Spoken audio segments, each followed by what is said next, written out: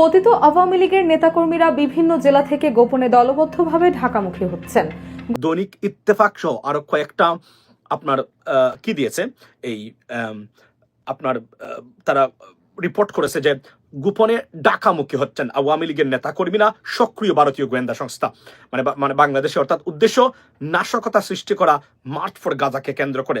কেননা গোপনে ঢাকায় একত্রিত হচ্ছে আওয়ামী লীগের সন্ত্রাসীরা। দর্শক, এমন একটি সংবাদ প্রকাশ করেছে দৈনিক একটি পত্রিকা এবং তারা সেটা অনলাইন মিডিয়াতে কথা বলেছেন। তো আওয়ামী লীগ কি ষড়যন্ত্র করতে যাচ্ছে, কেন তারা একত্রিত হচ্ছে ঢাকা শহরের ভিতরে, তারা কি করতে চায়, এই বিষয়ে নিয়ে দুটি আলোচনা শুনে বুঝতে পারবো যে বাংলাদেশের যে কোনো ধরনের আন্দোলন মিছিলকে কেন্দ্র করে আওয়ামী লীগের বড় ধরনের কোনো চক্রান্ত রয়েছে, তারা একটা অস্থিতিশীল দেশ তৈরি করবে। চলুন আমরা আলোচনাগুলো শুনি।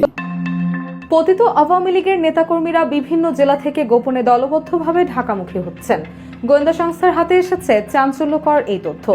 ধারণা করা হচ্ছে তারা রাজধানীতে অস্থিরতা তৈরি কিংবা সাবেক প্রধানমন্ত্রী শেখ হাসিনাকে ফেরাতে আন্দোলনের প্রস্তুতি নিচ্ছেন, যার ফলে আওয়ামী লীগের নেতাকর্মীর উপর বাড়তি নজরদারি করছে গোয়েন্দারা। গোয়েন্দা পুলিশের একটি গোপন রিপোর্টে উল্লেখ করা হয়েছে, আগামী এক সপ্তাহের মধ্যে ঢাকায় শেখ হাসিনাকে ফেরানোর দাবিতে শক্তি প্রদর্শনের উদ্দেশ্যে দলীয় নেতাকর্মীদের সমবেত হতে বলা হয়েছে। এই তথ্য ছড়িয়ে পড়েছে সামাজিক যোগাযোগ মাধ্যমে, যা সাধারণ মানুষের মধ্যে উদ্বেগ তৈরি করেছে। বিষয়টি গুরুত্বের সঙ্গে নিয়ে চট্টগ্রামের সব থানাকে সতর্ক থাকতে বলা হয়েছে। RICL TMX, যুগের পর যুগ স্থাপনা থাকে মজবুত।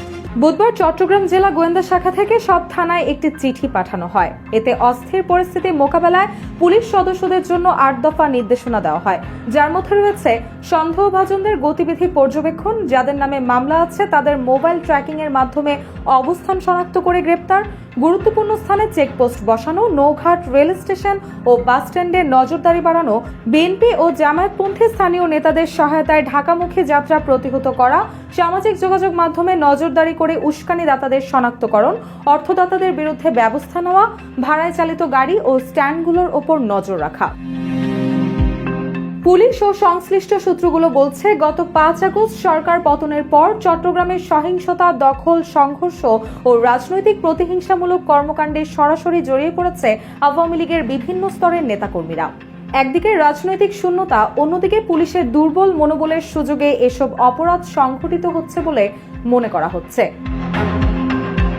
এ বিষয়ে চট্টগ্রাম জেলা পুলিশের অতিরিক্ত পুলিশ সুপার মোহাম্মদ রাসেল বলেন, সরকার পরিবর্তনের সময় কিছুটা ধাক্কা খেলেও এখন পুলিশের মনোবল পুনরুদ্ধার হয়েছে। আমরা নিয়মিত অভিযানে আছি এবং অপরাধে জড়িত কাউকে ছাড় দেওয়া হচ্ছে না। অন্যদিকে চট্টগ্রাম জেলা ডিএসবির অতিরিক্ত পুলিশ সুপার মোহাম্মদ জুনায়েদ কাউসার বলেন, আমি নির্দিষ্ট কোনো চিঠির বিষয়ে নিশ্চিত নই, তবে হুমকি বা গুজব পেলে আমরা নিয়মমাফিক প্রস্তুতি নেই, যাতে কোনো বিশৃঙ্খলা না ঘটে। এক্ষেত্রে রাহমাতুল্লাহি ওয়া বারাকাতুহু। Ladies and gentleman, welcome to this লাইভের বিষয়ে আসলাম। এখন আসার পরে দেখলাম যে না, কিছু কথা বলা দরকার আপনাদের সচেতনতার জন্য। ভালো মন্দ দুটি আছে এখানে। একটা শঙ্কার খবর ইত্তেফাক এই মুহূর্তে প্রকাশ করেছে, যা আমি এর আগে এই কারণেই আমি একটু বিরোধিতা করেছিলাম এগুলার। বাংলাদেশের যে বিপদ নিজে থেকে ডেকে আমরা যেন না আনি, আমরা যেন আমাদের দেশ বিরোধী চক্র, মুসলমান এবং ইসলাম বিরোধী চক্রকে আমরা যেন সুযোগ না দিই। আমাদের দেশের গণতন্ত্র বিরোধী যারা আছে তাদেরকে যেন আমরা সুযোগ না দিই। এটাই আমার অনুরোধ ছিল সবাইকে। আপনার যে ফারদিন বালা আছে, মুকিদ রতুল ভাই, থ্যাংক ইউ সো মাচ। এই সুযোগটা যেন না দিই, এই জন্য আমি বলেছিলাম, এবং এই কারণে। আর না হলে তো এটা আমার আসলে এখানে কোনো ধরনের নাই। আর আমি এই কারণে বলেছিলাম যে মার্চ ফর গাজা, যেহেতু এটা আসলে কার্যকরী না আমাদের জন্য, মানে এটা কোনো প্রতিবাদ কোথাও পৌঁছবে না। তার চেয়ে ডক্টর মোহাম্মদ ইউনূসের একটা লেটার ঠিক মতো দিলে এটা সারা সব অথরিটির কাছে পৌঁছবে। বাট তারা করতে চান, আপনি তো মানে মানবতা এবং গণহত্যার জন্য আপনার কেউ যদি প্রতিবাদ করতে চায়, তাকে বাধা আসলে কিভাবে দেওয়া যায়, এটা বোঝানো বড় মুশকিল। কিন্তু মানুষকে, যে মানুষ মনে করবে যে আপনি এটা বিরোধিতা করে, আসলে তো বিরোধিতা নয়, দেশের স্বার্থের জন্য বলা হয়েছিল। আমরা বলেছি। তা আপনার দেখছি না ভাই দেশের। আচ্ছা, আমি আসছি। তো এখন দেখলাম যে ইত্তেফাক, দৈনিক ইত্তেফাক খবরটা দিয়েছে। আপনারা থাম্বনেইলেই দেখতে পাচ্ছেন যে দৈনিক ইত্তেফাক সহ আরো কয়েকটা আপনার কি দিয়েছে এই আপনার তারা রিপোর্ট করেছে যে গোপনে ডাকামুখী হচ্ছেন আওয়ামী লীগের নেতাকর্মীরা, সক্রিয় ভারতীয় গোয়েন্দা সংস্থা, মানে বাংলাদেশে, অর্থাৎ উদ্দেশ্য নাশকতা সৃষ্টি করা মার্চ ফর গাজাকে কেন্দ্র করে। কেননা লক্ষ লক্ষ মানুষ হতে পারে, যেহেতু বাংলাদেশের মানুষ অত্যন্ত আবেগী এবং সংবেদনশীল প্যালেস্টাইনের প্রতি, এটা আমরা জানি সবসময়, আমরা নিজে সবাই। বাট এখানে কিন্তু একটা ঘটনা ঘটতে পারে, এবং এই সুযোগটা ভারত এবং আওয়ামী লীগ কেন ছাড়বে এটা আমি জানি না। ওয়াই, কেন তারা ছাড়বে? মানে আপনি ধরেন একটা এমবেসিতে একটা বিদেশি দূতাবাসে হামলা করলো, তারা করে দেখালো বাংলাদেশে মানে জঙ্গিবাদ বেড়েছে এবং এই করছে। এখন এটা ফেরাবেন কিভাবে? যারা করতেছেন তারা কি ফেরানোর ক্ষমতা আছে? এটা আমি জানি। এবং এতটা ভলাটাইল কঠিন মুহূর্তে যেখানে আওয়ামী লীগ সুযোগ নিচ্ছে এবং শেখ হাসিনাকে ফিরিয়ে আনতে পারে 12 তারিখ, শেখ হাসিনাকে ফিরিয়ে আনতে পারে তারা, এটা হতে পারে। কিন্তু 12 তারিখ কি হবে হতে যাচ্ছে, শেখ হাসিনাকে ফিরিয়ে আনতে পারে তারা 12 তারিখ, এটাই চলছে। কারণ ভারত শেখ হাসিনাকে বাংলাদেশে ফিরিয়ে দেওয়ার জন্য ডেসপারেট রাইট নাও। তারা কোনোভাবে শেখ হাসিনাকে রাখতে চাচ্ছে না এখন, অর্থাৎ কিন্তু তাকে ফেলে দিতে পারবে না। এই জন্য তারা চাচ্ছে যে কোনো উপায়ে শেখ হাসিনাকে বাংলাদেশে মানে আপনার এই ফেরত পাঠানো, মানে এমনভাবে পাঠানো যেন সে নিজেকে সার্ভাইভ করতে পারেন শেখ হাসিনা ওই ক্ষেত্রে। So I think this is a bad move.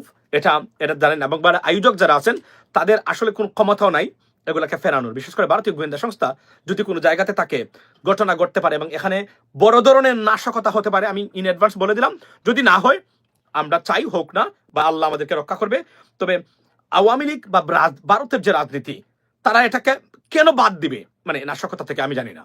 এটা আমার প্রশ্নটা এই জায়গাতে। সো যারা আয়োজক আছেন আপনাদেরকে আমরা বলেছি, অনুরোধ করেছিলাম তখন যে এটা এই কঠিন সময় এই কাজটা না করতে, বাট আপনারা করতে চান, এটা আসলে বাধা মানে কে দিবে আমি জানি না। তবে এই ক্ষেত্রে আমার অনুরোধ একটাই, বি কেয়ারফুল বিষয় নিয়ে।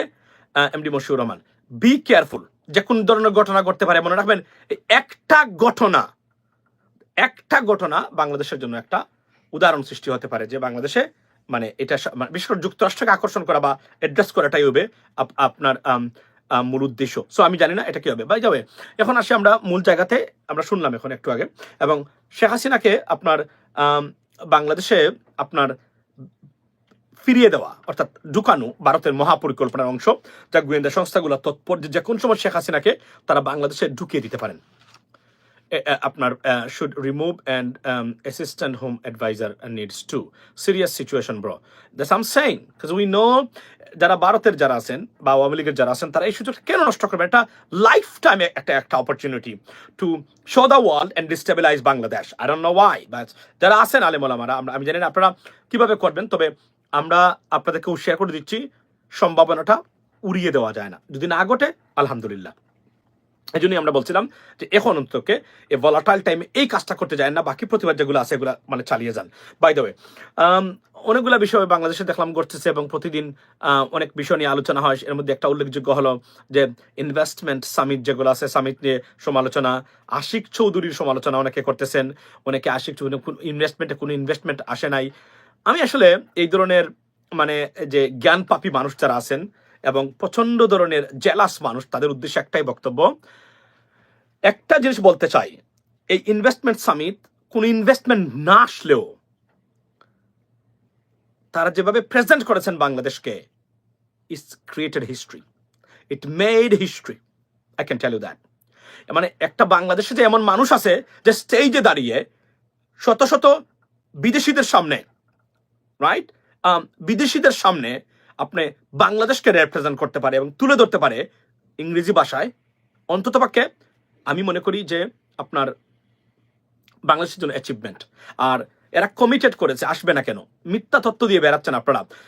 53 বছরে বাংলাদেশকে রিপ্রেজেন্ট করার মানে এভাবে রিপ্রেজেন্ট করার স্টেজে উঠে সম্ভাবনা নিয়ে কথা বলার কাউকে আমরা দেখলাম না কেন? আপনারা কোন মুখে সমালোচনা করেন এগুলার? আই ওয়ান্ট টু নো, কোন মুখে সমালোচনা করেন? আপনাদের কি বিবেক আছে? মানে কি, what's wrong with this investment summit? Tell me what wrong? আপনাদের কাছে কি মানে এটা সমালোচনা আপনারা করবেন কেন? সমালোচনা করাটা চরিত্রের ভিতরে আপনাদের চলে গেছে। সমস্যার সমাধান খুঁজে বের করা আপনারা পারেন না, কিন্তু সমালোচনা যা ইচ্ছা তাই যে কোন জায়গাতে, it's a great positive thing and outcome for Bangladesh. Doesn't matter কোন ধরনের ইনভেস্টমেন্ট, কোনো $1 যদি না আসে আমার কোনো আপত্তি নাই। এখানে যা হয়েছে ব্র্যান্ডিং, বাংলাদেশকে ব্র্যান্ডিং করার যে প্রচেষ্টা হয়েছে, আনবিলিভেবল। এবং যারা একটা সমালোচনা করেছেন আপনারা জ্ঞান পাপী, আপনারা মূর্খ, আপনারা অপদার্থ, আপনারা দেশ বিরোধী বলে আমি মনে করি আপনারা। কারণ আপনারা ইউ হ্যাভ নো আইডিয়া, কোনো ইনভেস্টমেন্টের দরকার নেই, আসার দরকার নাই। একটা স্বৈরতন্ত্রের অধীনে একটা দেশ ছিল, লুটপাট তন্ত্র প্রতিষ্ঠা হয়ে গেছিল প্রাতিষ্ঠানিকভাবে। তারা স্যামসাং এর ব্যাপারে কি বলে নাই? স্যামসাং, আপনি দেখতেন তো স্যামসাং তারা কি করেছে? স্যামসাং এর কোম্পানি তারা ভিয়েতনামে $22 বিলিয়ন প্রজেক্ট করেছে। 3.5 বছর তারা বাংলাদেশে ঘোরাফেরা করেছে এটা নিয়ে। মানে তারা বাংলাদেশে একটা লাইসেন্স দেওয়ার জন্য, অনুমতিপত্র দেওয়ার জন্য বলেছিল। তারা হাঁটাইতে হাঁটাইতে তারা দেয় নাই, পরে তারা ভিয়েতনামে গেছে। এবং এটা কি মিথ্যা বলেছে উনি? আপনারা কল্পনা করেন এই কথাটা কি মিথ্যা বলেছে কিনা তারা? মানে মানে আশিক চৌধুরীর গ্যাং মানে সহ যারা আছেন তারা মিথ্যা বলেছেন? আপনারা এটা সমালোচনা করেন কোন মুখে? I don't understand that. মানে আপনার কি ভাই, আপনাদের কি কোনো বিবেক নাই? মানে আপনারা কি দেশের রাজনীতি করেন? একটু আগে দেখলাম আরেকজন এসে সমালোচনা করে যাচ্ছেন আপনার আস্ক ওয়ালটন। ইয়েস, এটা তো আশ্চর্য ব্যাপার। উনারা যেভাবে দেশকে প্রেজেন্ট করার মতো, ওয়ার্ল্ড স্টেজের মতো মানুষের সামনে দাঁড়িয়ে প্রেজেন্ট করার যে ক্ষমতা তারা অর্জন করেছে দুজন ব্যক্তি, এটাই তো আমাদের পজিটিভ মানে outcome. Don't worry about investment. আসবে না কেন investments? There are many investments on the way. They're coming. কারণ people are looking for an emerging market. এবং ডক্টর মোহাম্মদ ইউনূসের ফেস ভ্যালু, যে উনি যখন আছে তারা জানে এখানে দুর্নীতি নাই, এখানে চেষ্টা করবে তারা করা যাবে, এবং তারা ট্রাইং। আপনারা ধন্যবাদ দিবেন তাদেরকে। এটা সমালোচনা খুঁজেন কেন আমি বুঝলাম না। একজন বলছেন ও তারা দেশি মানে মানে ব্যবসায়ীদেরকে আনে নাই। দেশি ব্যবসায়ীদেরকে কি করবে এনে? তো বাটপার প্রতারক অনেকগুলা, দান্দাবাজ, লুটপাটকারী, ব্যাংক লুটেরা, ব্যাংকের লোন ঋণ খেলাফি। কয়টা ব্যবসা প্রতিষ্ঠান বাংলাদেশে সৎভাবে বিজনেস করে আমাকে দেখান তো আপনারা। আর আমাদের যে রিজার্ভ বলেন, এদের কি ব্যবসায়ীর একটা পয়সা আছে রিজার্ভে? রেমিটেন্স যেগুলো আছে, আমরা 25 বিলিয়ন যে রিজার্ভ আছে, তাদের কোনো অবদান আছে এখানে? কোথায় অবদান তাদের? They have no contributions. তো প্রবাসীরা সব। তো এই ব্যবসায়ীদের এই চুর বাটপার, এই দলীয় লেজুর ভিত্তির মানে আপনার এই তেলমারা পার্টিকে এর আগে যে সামিট করেছে তারা বিভিন্নভাবে, এগুলো তো ইন্টারন্যাশনাল ছিল না। এখানে আমরা গতকালকে কয়েকটা ক্লিপ দেখেছি কিভাবে জয়ের প্রশংসা, কিভাবে আপনার এই যে মানে শেখ হাসিনার প্রশংসা। একজন তো বলতেন আপনি 10,000 টাকা দিয়েছে, আজকে আমি 10,000 কোটি টাকার নগদ। অথচ এই নগদ লুটপাট এবং দুর্নীতি কি পরিমাণ করেছে আপনারা দেখেছেন। গতকালকে আমরা দেখলাম এটা নগদের মানে এর আগে আমরা নগদ কিভাবে লুটপাট করেছে আমরা দেখলাম। সুলাইমান শুকনকে নগদের ব্যাপারে আমি ধরেছিলাম, মনে আছে? নগদে সুলাইমান শুকনের মতো বাটপার, আপনার আশরাফ আলম খুকনের মতো প্রতারক মানে টাকা পাচারকারীরা ছিল আপনার এখানে জড়িত। অথচ নগদ নাকি 10,000 টাকা দিয়ে 40,000 কোটি টাকার মালিক হয়ে গেছে আপনার। মানে এবারে 10,000 টাকা দিয়ে শেখ হাসিনা দিয়েছিলেন, ওইটাই ছিল প্রথম ট্রানজাকশন। তেলমারা কাকে বলে? এখানে তেলমারা দেখেছেন আপনি? কখনো দেখেছেন স্বরাষ্ট্রমন্ত্রী বলে যে লাল গালিচা আমার জন্য নয়? কখনো দেখেছেন ফুল কেন আমার জন্য বলে স্যার প্রথম আসছেন? সো হোয়াট, প্রথম আসছি মানে কি? দেখেছেন এগুলা কখনো মানে বাংলাদেশের ইতিহাসে ঘটেছে? এগুলা কিন্তু এক্সাম্পল। এগুলা প্রেসিডেন্ট তৈরি করে যাচ্ছেন এই বর্তমানে সরকার। এগুলা পরবর্তী সরকার এসে ফলো করবেন কিনা আমি জানি না, উইচ ইজ মোস্ট আনলাইকলি। বিশেষ করে গণতান্ত্রিক দলের যেগুলা রাজনীতি আসবে, most unlikely they would follow that, because তারা ফুল লাল গালিচা এগুলোর জন্য তারা তার প্রতিদিন চায় এগুলাই যেন ঘটুক তাদের জীবনে, কাজের চেয়ে বেশি। তো এই পজিটিভ জিনিসগুলাকে নেগেটিভ মানে ভাবে আপনারা প্রচার করে যাচ্ছেন, প্রকাশ করে যাচ্ছেন। Why? I don't understand that. This is unbelievable, right? মানে এটা কেন করবেন আপনারা? আমি বুঝলাম না। মানে এতটা পজিটিভ জিনিস, মানে ভালো জিনিস কষ্ট করে তারা করেছে। কিছু কিছু ক্ষেত্রে মানুষ তো পছন্দ করেছে, আপামর জনসাধারণ। বাট আপনারা সমালোচনা করছেন এই কারণে আপনারা you aren't invited because they don't invite you. Can you do that? Let me give you মানে 1 hour space on the stage. Can you talk about one single company the way you can present yourself? No one. যারা সমালোচনা করছেন, you cannot do that. You don't have the ability. I have, by the way বলে রাখি এটা। আপনারা পারবেন না, কিন্তু আমরা সমর্থন করতেছি। আপনারা পারবেন না। কেন পারবেন না? দেখান যারা সমালোচনা করতেছেন। আমি তুলে দিই আপনাদেরকে স্টেজে, 10-minute speech then in English on any company and the future perspective of Bangladesh. You can't 5 minute বক্তব্য রাখতে পারবে না গুছাইয়ে নিজেকে। এটা সারা পৃথিবীকে দেখিয়েছি আমরা। আশিক চৌধুরী আছে আমাদের, লুৎফে সিদ্দিকের মতো মানুষ আমাদের আছে, রাইট? এটা সারা পৃথিবী দেখা গেল। It's possible. এটা তো 53 বছর হয় নাই। এখন আপনারা বলবেন আমাদের হইতো। কখন হইতো আপনাদের? আপনারা সবাই তো ক্ষমতায় ছিলেন। কে করেছেন? দেখাইছেন আপনাদেরকে কখনো? বাংলাদেশকে দেখাইতে পারছেন? এগুলা দেখাইতে পারেন নাই। তো এই জেলাসি বাদ দিয়ে অপদার্থ বিহেভিয়ার বাদ দেন। সামিত একটা ইনভেস্টমেন্ট দরকার নেই আমার। যা তারা করেছেন 53 বছর কেউ করতে পারে নাই, তারা তা করেছেন, রাইট? এটাই আমি বলছি। 53 বছর যা কেউ করতে পারেন নাই, তারা সেটা করে দেখিয়েছেন। We can, we have the people. এটা কোথায় ছিল? আশিক চৌধুরী বলেন, লুৎফর সিদ্দিকীদের নামও আমরা শুনলাম না কখনো। এটাকে কখনো পাত্তা দেওয়া হয় নাই। পারতো না আগের সরকার, এর আগের সরকার ছাড়া তারা পারতো না। কেন করলেন না আপনারা? কারণ যোগ্য মানুষদেরকে কখনোই মর্যাদা দিতে শেখেননি, এর জন্য দেশ কখনোই এগিতে পারেনি। আজকে তারা এখানে প্রেজেন্টেশন দিচ্ছেন, আপনারা বলছেন এসে এসে মানে গলার রগ আপনাদের বের হয়ে যাচ্ছে, সমালোচনা করতেছেন। ওয়াই? মানে কি, হোয়াটস ইউর প্রবলেম? এটা যা হয়েছে, have you ever done that? Have you ever seen in Bangladesh in the history of a country? Never. So কি সমস্যা আপনাদের এগুলা নিয়ে? তারা যা করতেছে, দেশকে ভালোবাসলে এগুলোর সমালোচনা কেন করবেন? এগুলো সমালোচনা কেন করবেন? ভাই এগুলো রত্না খারাপ, রক্ত খারাপ, এটাই তো। আপনারা আমাকে বলেন ভাই, বিশ্বাস করেন, আমরা তো বিদেশে থাকি, বিদেশে লেখাপড়া করেছি ইউনিভার্সিটিগুলোতে, আমরা বিভিন্ন কর্পোরেট যাই না, আমরা তো কাজ করি এই কোম্পানিগুলোতে। আমরা তো কর্পোরেট মিটিং এগুলোতে দেখি, আমাদের বিভিন্ন ধরনের সেমিনারে যাই, দেখি না তারা কিভাবে রিপ্রেজেন্ট করে। একটা ব্যক্তি করতে পেরেছে কিনা এখন পর্যন্ত বাংলাদেশের ইতিহাসে? ওই যে রাশেদ খান মেনন, আমি গেছিলাম মানে ইউকেতে, যখন আমি পড়ালেখা। দর্শক, আলোচনাগুলো শুনেছেন, শুনে বুঝতে পেরেছেন যে আওয়ামী লীগ আসলে কি করতে চায়। কালকে একটি গণ আন্দোলন রয়েছে, সেই গণ আন্দোলনে তারা চাচ্ছে বড় ধরনের কোনো অঘটন ঘটানোর জন্য।